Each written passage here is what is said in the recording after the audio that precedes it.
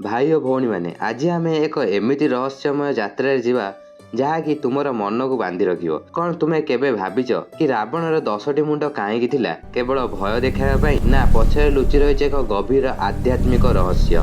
कौन जानिछ कि रावण एते बड़ शिव भक्त थिले जे कि प्रभु शिव निजे तांकु वर दे चंद्रहास खड्ग प्रदान करथिले। आ कौन से वीणार निर्माता थिले जार नाम आज राजस्थान रे रावण हता बजा जाए।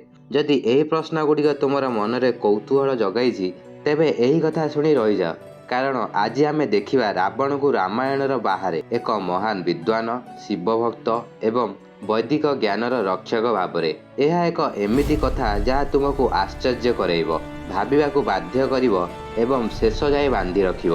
प्रथमे आस जानिबा रावणर जन्म और परिवार विषय रे, जहाँ तांकर चरित्रर मूल। रावण थिले महर्षि पुलस्त्यंक नाती। पुलस्त्य थिले ब्रह्मांक मानस पुत्र सप्तसिंहर मध्यरु जणे। रावणंकर पिता विश्रवा थिले एक महान ब्राह्मण ऋषि वेदज्ञ एवं तपस्वी। माता कैकसी थिले राक्षस कुलर राजकन्या। तेणु रावणंकर रक्तरे मिशिथिला ब्राह्मणीय ज्ञान और राक्षसी शक्ति। यह ही तांकर द्वंद्व, गोटे पार्श्वरे अपार विद्वता और भक्ति एवं अन्य पार्श्वरे अहंकार और कामना। किंतु आज आमे देखिबा तांकर सेही उज्जवल पार्श्व जहाकू देवता माने मध्य सम्मान करुथिले। यह शुणी तुमे निश्चय भाबियो जे रावण केवल खलनायक नथिले, से थिले एक महान आत्मा जार ज्ञान आज जाए आलोकित। रावणंकर सबुठारु बड़ गुण थिला तांकर अपार विद्वता। पौराणिक कथा और रामायण रे कुहा जाए जे रावण 4 वेद यथा ऋक् साम यजुर और अथर्व एवं 6 शास्त्रर महान पारंगत थिले। तांकर 10टी मुंड थिला एही ज्ञानर प्रतीक। 4 वेद और 6 शास्त्र, विशेष करी साम वेदरे तांकर असाधारण दखल थिला, जहा संगीत और मंत्रर वेद। यह शुणी आश्चर्य लगुच ना, जो रावण को आमे राक्षस भावुछु से थिले एक महान संगीतज्ञ। पौराणिक लोककथारे कुहा जाए जे रावण रुद्र वीणा बा रावण हस्त वीणार निर्माता। आज राजस्थान और गुजरात रे रावण हता नामक एक पुरातन वाद्य यंत्र बजा जाए, जार उत्पत्ति रावण ठारू होइतिला बोली विश्वास करा जाए। यह एक धनुगार तारयुक्त यंत्र जहाको कुहा जाए आधुनिक वायोलिन रो पूर्व रूप। रावणंकर ध्वजरे वीणार चिन्ह थिला, जहा तांकर संगीत प्रति अपार प्रेमर प्रमाण। यह भाभी देख, जो राजा 3 लोक जय करथिले से संगीत रे एते निमग्न थिले जे से निजे यंत्र तैयारी करथिले। यह परे तुमे रावण विषय कौन भाबुछ?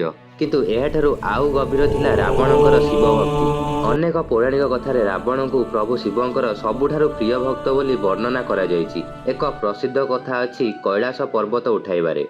थरे अहंकार रे रावण भाबिले जे से प्रभु शिवंक आवास को लंका को नहीं जिवे, किंतु प्रभु शिव निजर गोटिए आंगुठी रे पर्वत दबाई रावणंकर बाहु चापिदेले।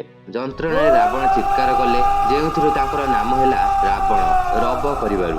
किंतु सेही जंत्रणा मध्यरे रावण निजर नाड़ी काटी सेथिरु वीणार तार तैयारी कले एवं प्रभु शिवंक प्रशंसारे गीत गाइले। से रचना कले शिव तांडव स्तोत्र, एक अपूर्व स्तोत्र जहाँ प्रभु शिवंक तांडव नृत्यर वर्णना करे। आज जाए शिव भक्त माने एही स्तोत्र गाँति। यह देखि प्रभु शिव प्रसन्न हेले एवं रावण को मुक्त कले एवं चंद्रहास नामक अजय खड्ग दान कले। आज पर्यंत अनेक शिव मंदिर रे रावणागृह मूर्ति देखा मिले, जेउठारे रावण प्रभु शिवंक पाद तले वीणा बजाउ थांती। यह देखि कौन तुम मानक मन प्रश्न उठुनी जे जदि रावण एते बड़ भक्त थिले तेबे काहेकि से अधपात हेले? एही भक्ति पछरे थिला रावणंकर कठोर तपस्या। से 1000 वर्ष तप कले, निजर मुंड काटी अर्पण कले एवं ब्रह्मा ठारू से पाइले अजय वर। देवता दानव रक्ष गंधर्व आदि ठारू मृत्यु नहीं, किंतु अहंकार रे से मनुष्य और बानर को तुच्छ भावी बाद देथिले। एहा ही तांकर पतनर कारण। भगवान विष्णु मनुष्य रूप रे राम होई जन्म नेई तांको बद्ध करथिले, किंतु एही तपस्यार शक्ति एते थिला जे देवता माने भयभीत होई ब्रह्मांक पाखकु जाइथिले। एहा दर्शाए जे रावणंकर आध्यात्मिक शक्ति केते गभीर थिला। रावणंकर आउ एक बड़ योगदान थिला ज्योतिष शास्त्र रे। से रचिथिले बोली विश्वास करा जाए रावण संगीता, एक महत्वपूर्ण ज्योतिष ग्रंथ जहाँ आज जाए अध्ययन करा जाए। यह छड़ा से आयुर्वेद और सिद्ध चिकित्सा विषय मध्य ग्रंथ रचिथिले। रावण थिले एक क्षमताशाली राजा मध्य। तांकर लंका थिला सुवर्णमय नगरी, धन धान्य रे परिपूर्ण। रामायण रे लंकार वर्णना अत्यंत सुंदर। एपरिकी युद्ध पर रावणंकर मृत्यु समय प्रभु राम लक्ष्मण को रावण ठारू राजनीति और कूटनीतिर शिक्षा नेबाकू कहिथिले, कारण रावणंक पाखरे थिला एहार असाधारण दक्ष।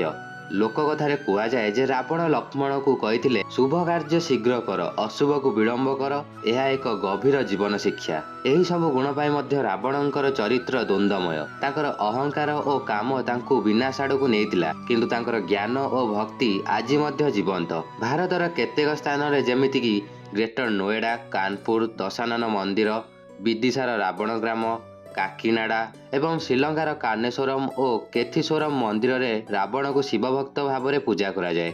ଏହି ସ୍ଥାନ ଗୁଡ଼ିକରେ ଦଶହରାରେ ରାବଣଙ୍କର ପ୍ରତିମା ଜଳାନ ହୋଇ ପୂଜା ହୁଏ। ଏହା ଦର୍ଶାଏ ଯେ ମନୁଷ୍ୟ ଚରିତ୍ର କେବଳ କଳା କି ଧଳା ନୁହେଁ, ତା ମଧ୍ୟରେ ଅନେକ ଧୂସର ରଙ୍ଗ। ରାବଣଙ୍କର ଏହି ଅଜଣା ରୂପ ଆମକୁ ଶିଖାଏ ଯେ ଜ୍ଞାନ ଓ ଶକ୍ତି ଧର୍ମ ସହିତ ନ ରହିଲେ ବିନାଶର କାରଣ ହୁଏ। ତାଙ୍କର ଭକ୍ତି ଆମକୁ ପ୍ରେରଣା ଦିଏ ଏବଂ ତାଙ୍କର ପତନ ସତର୍କ କରାଏ। ଯଦି ଏହି କଥା ତୁମମାନଙ୍କ ମନକୁ ଛୁଇଁଲା, ତେବେ ଭାବି ଦେଖ ରାବଣର ଜୀବନରୁ ଆମେ କ'ଣ ଶିଖିପାରୁ। ଏହା ଏକ ରହସ୍ୟମୟ ଯାତ୍ରାର ଅନ୍ତ ନୁହେଁ, ବରଂ ଏହା ଏକ ନୂଆ ଚିନ୍ତନର ଆରମ୍ଭ। ରାବଣ ବଞ୍ଚି ରହିଛନ୍ତି ତାଙ୍କର ଜ୍ଞାନରେ, ତାଙ୍କର ସ୍ତୋତ୍ରରେ ଏବଂ ତାଙ୍କର ସଙ୍ଗୀତରେ। ଆଉ ତୁମେମାନେ କ'ଣ ଭାବୁଛ ଏହି ଅଜଣା ରାବଣଙ୍କ ବିଷୟରେ?